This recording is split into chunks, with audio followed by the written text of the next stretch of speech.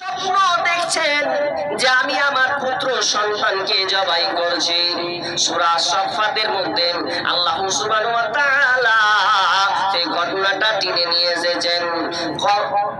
ফালাম্মা বালাগা মা'হু সায়া ক্বালা ইয়া বুনাইয়া ইন্নী আরা ফিল মানাম আন্নী আযবাহুকা ফানজুর মাযা তারা ক্বালা ইয়া আবাতি ফা'আল মা তু'মার সাতাজিদুনি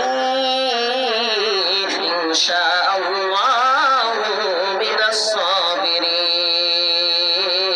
আল্লাহ সুবহানাহু ওয়া তাআলা দেখা যায় স্বপ্ন। এবার যখন ইসমাঈল আলাইহিস সালাম বালেগ হয়েছেন, দৌড়াদৌড়ি করতে পারে, সুন্দর ফুটফুটে একটা ছেলে যখন কাজকর্ম করতে পারে, অর্থাৎ বালেগা যখন হয়েছে, ফালাম্মা বালাগা মা'হু সায়া ক্বালাত ইয়া বুনাইয়া ইন্নী আরা ফিল মানাম, হে আমার পুত্র, হে আমার কলিজার টুকরা, হে আমার সন্তান, আমি স্বপ্নে দেখলাম আমি তোমাকে জবাই করছি রে বেটা, এর ব্যাপারে তোমার কি রায় বলো?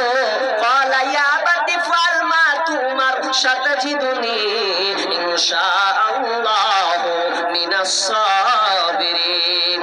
বেটা রে, আমি তোমাকে স্বপ্নে দেখলাম আমি তোমাকে জবাই করছি, এটা আল্লাহর অর্ডার। বলো বলো বেটা, এ তোমার ব্যাপারে তোমার মতামত কি, তোমার রায় কি? এই ব্যাপারে তুমি যদি খুলে বলতে তো আমি এই বিষয়টা ক্লিয়ার হতাম। বাপ বেটাকে বলছে, বেটা কুরবানি করছি তোকে স্বপ্নে রে, তো রায় দাও। আচ্ছা আমরা হলে কি করতাম? তিনটা বেটা বলছি, আব্দুর রহমান কি যাব্বা, আরে তোকে স্বপ্নে দেখছি খালি জবাই করছি, তো তুই মতামত বলছে, আব্বা ভুল দেখেছো, আমাকে দেখোনি, তোমার বড় বেটাকে দেখেছো তুমি। আমাকে দেখেছো তুমি, ভুল দেখেছো, আরেকবার স্বপ্ন দেখবা তুমি কি আছে, আমি লাই, তোমার বড় বেটা আছে হয়তো। বলতে কি বলতো না? আর এই বেটা ইসমাইল কি উত্তর দিচ্ছেন দেখেন আল্লাহ। আচ্ছা নিজের ছেলেকে কুরবানি করবে, এটা চারটিখানি কথা।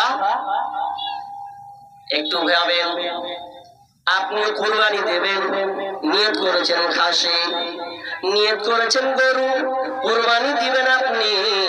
ওই আপনি খাসিটাকে আপনি 5 মাস 1 বছর 6 মাস ধরে আপনি লালন করেছেন, তাকে আপনি খাওয়িয়েছেন, যত্ন করে বড় করেছেন।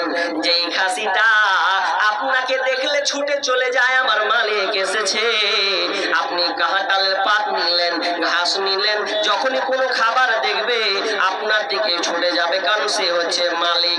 আপনাকে দেখে সে খুশিতে আত্মহারা হয়ে যে আমাকে খাওয়াবে। আপনিও ওই খাসিটাকে এত যত্ন করেন, এত লালন পালন করেন বন্ধুরে, আপনি ওই খাসিটাকে ছাড়া থাকতে পারেন না। আমি অনেক জায়গায় দেখেছি, অনেকে আবার বিছানাতে খাসিকে নিয়ে ঘুমায়, এরকম আছে কি নাই? অনেক জায়গায় আছে, খাসিকে এত মহব্বত করে রে যে সন্তান ছেলেরা মেয়েরা সবাই কুরবানির খাসিকে আপনার কিনা সুন্দর করে লালন করে, সুন্দর করে খাওয়ায়, আপনার কিনা সুন্দর বিছানা ঘুমানো হয়। অনেক সময় দেখা যায় আপনার বাড়িতে 2টা খাসি আছে, একটা খাসি যদি আপনি কুরবানি করেন, কুরবানি করার পর মেয়ে বলছে, আব্বা আমি খাসি বিক্রি করতে দেব না, এটা আমি কখনোই মানতে পারবো না। যেদিন কুরবানি দিন হবে অনেকের চোখ দিয়ে পানি বের হয়, আমি একে 1 বছর ধরে লালন পালন করলাম, 1 বছর ধরে আমি মানুষ আপনার কিনা বড় করলাম, খাওয়ালাম, আজকে ওকে কুরবানি করব, চোখ দিয়ে অশ্রু বের হয়। বাড়ির একটা কোন আপনার কিনা ছেলে, বাচ্চা ছেলে কিংবা মা-মেয়ে, সে বলছে আব্বা আমি কুরবানি করতে দিব না, কান্না করে। মিডিয়াতে অনেক দেখা যায়, অনেক মেয়ে মিডিয়াতে প্রতি বছর দেখা যায় কুরবানি না করতে দেওয়ার জন্য কত ছেলেরা আপনার কিনা খাসিকে জড়িয়ে ধরে লাই, না আব্বা আমি কুরবানি করতে দেব না, আমার সামনে জবাই হবে, এটা আমি দেখতে পারবো না। তাহলে দেখেন তো, পশুর জন্য যদি আপনার এত মায়া হয়, অনেক গার্জেনেরও মায়া হয়, কিন্তু এটা তো ছেলে, এটা তো কোনো পশু নাই, খাসি নয়, গরু নয়। ইসমাঈল আলাইহিস সালামকে ইব্রাহিম আলাইহিস সালাম জবাই করবে, কুরবানি করবে, এটা আল্লাহর অর্ডার। তাহলে বলেন তো কিভাবে কুরবানি করবে? এটা কিছু করার নাই, কিন্তু আল্লাহর পরীক্ষা, এই জন্য তাকে কুরবানি করতে হবে। এবার সন্তান বলছেন, ক্বালা ইয়া আবাতি ফা'আল মা তু'মার সাতাজিদুনি ইনশাআল্লাহু মিনাস সাবিরিন। আব্বা স্বপ্নে দেখেছেন আপনি বাস্তবায়ন করুন।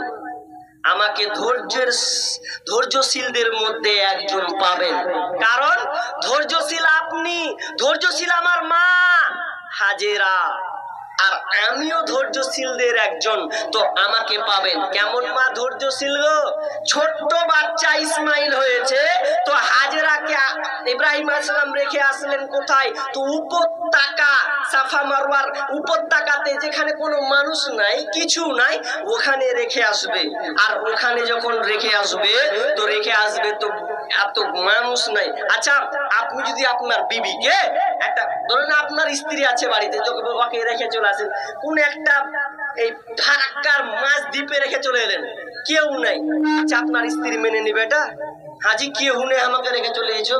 তো ইসমাইল আলাইহিস সালাম কোনো উত্তর দেয় না, চলে যাচ্ছে। তো শেষে বলছে যে এটা কি আল্লাহর অর্ডার? বিবি বলছে আল্লাহর অর্ডার? বলছে জি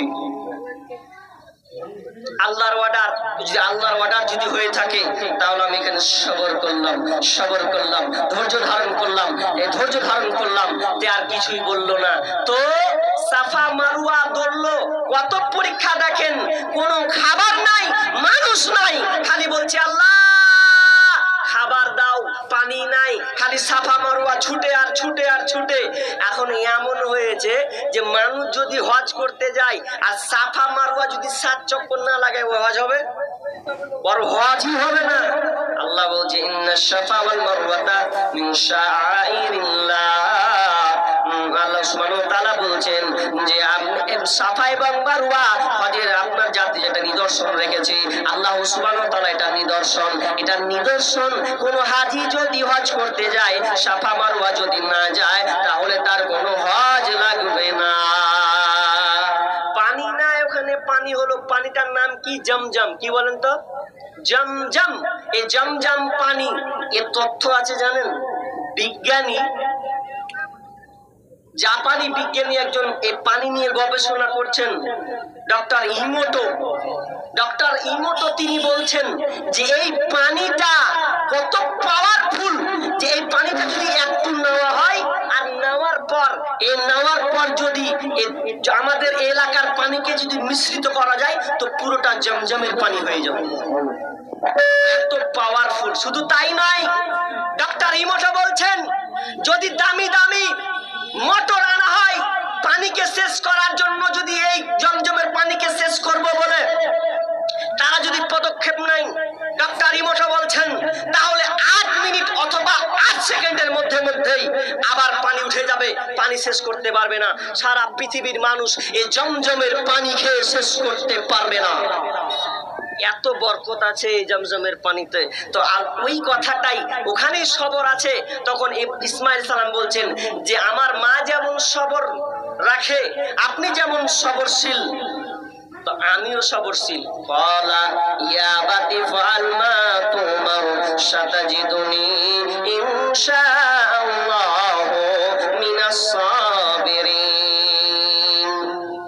এবার সন্তান রাজি হলো। ফালাম্মা আসলামা ওয়া তাল্লাহু লিল জাবিন ওয়া নাদাইনাহু আইয়া ইব্রাহিম। সন্তানকে এবার নিয়ে চলে গেছে মিনাতে গিয়ে জবাই করবে। সন্তানকে দুনিয়ায় রাজি হয়ে গেছে, সন্তানকে আছড়ে মেরে দিল। অনেক তাফসীর করেন, ভুয়া তাফসীর। অনেকে বলেন ইব্রাহিম আলাইহিস সালাম 3 দিন 100 করে 300 উট কুরবানি করেছে, তাফসীর কিন্তু সত্য নয়। অনেকে বলেছিলেন চোখ বেঁধেছিল, এটাও তাফসীর সত্য নয়। কারণ কোরআনে বলেছেন ফালাম্মা আসলামা, তারা দুজনেই সারেন্ডার হয়ে গেছে, আত্মসমর্পণ করে দিয়েছে। সন্তানকে আছাড় দিয়ে ফেলে দিল। আর আপনার কিনার তলোয়ার যখন, চাকু যখন ধরেছে, ওয়ানাদাইনাহু আইয়া ইব্রাহিম কদ সাদ্দাকতা রুয়া ইন্নাকা যালিকা নাজজিল মুহসিনিন। হে ইব্রাহিম, দাঁড়াও। তোমার বুড়ো বয়সে, তুমি বড় বয়স হয়ে গেছে। না, আমি আল্লাহ চাইনি তুমি তোমার সন্তানকে জবাই করবে। আমি আল্লাহ পরীক্ষা করেছিলাম রে বন্ধু, আমি তোমাকে পরীক্ষা করেছি, তুমি আমাকে ভালোবাসো না তোমার সন্তানকে ভালোবাসো। এই পরীক্ষা করার জন্য এটা আমি আল্লাহ তোমাকে বিধানটা দুম্বা দিয়েছিলাম, কিন্তু আমি চাই না আমি আল্লাহ মুহসিনদেরকে এই রকম পুরস্কৃত করে থাকে। আর ইসমাইলের পরিবর্তে আল্লাহ সুবহানাহু ওয়া তাআলা আসমান থেকে একটা দুম্বা ফেলে দিলেন, আর দুম্বা ফেলে তিনি কুরবানি করে দিলেন। আর ওই কুরবানিটা হচ্ছে